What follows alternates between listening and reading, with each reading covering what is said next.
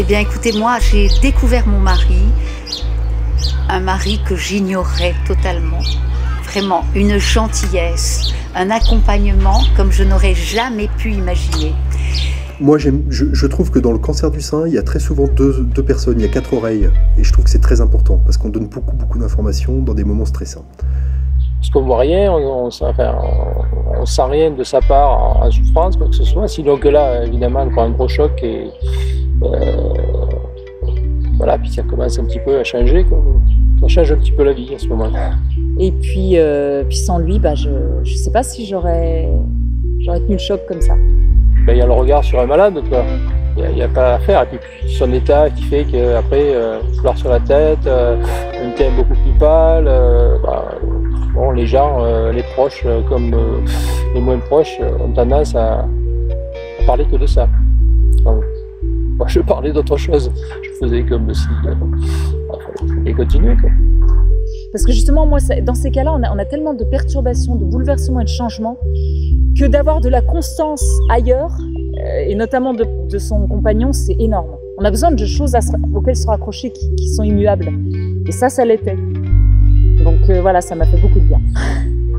Moi, j'ai vu que la souffrance, c'était pendant les soins. C'est ce qui est un petit peu surprend, mais c'est dans ces moments-là qu'il faut être le plus proche, quoi, puis encourager. C'est d'essayer de rien changer, quoi. Surtout pas. Il fut des moments où j'étais chauve, couturée, pâle. J'étais un peu un zombie, faut le dire. Mais son attitude envers moi n'a pas changé. Et après, j'étais là en permanence à la maison. Je trouve tous les besoins, quoi. On a besoin d'amour plus que jamais en ces moments-là. On a besoin de preuves d'amour, de tendresse, de toujours voir dans les yeux de son mari ou de son compagnon qu'il nous trouve toujours belles malgré tout et désirables aussi. Voilà.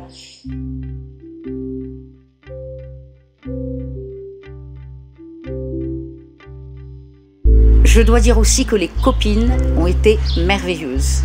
Là, j'ai été très entourée. Un petit message, un petit coup de fil, c'est du baume au cœur et ça vous donne vraiment beaucoup de bonheur. Lui amener de la vie, d'essayer de lui faire passer de la force.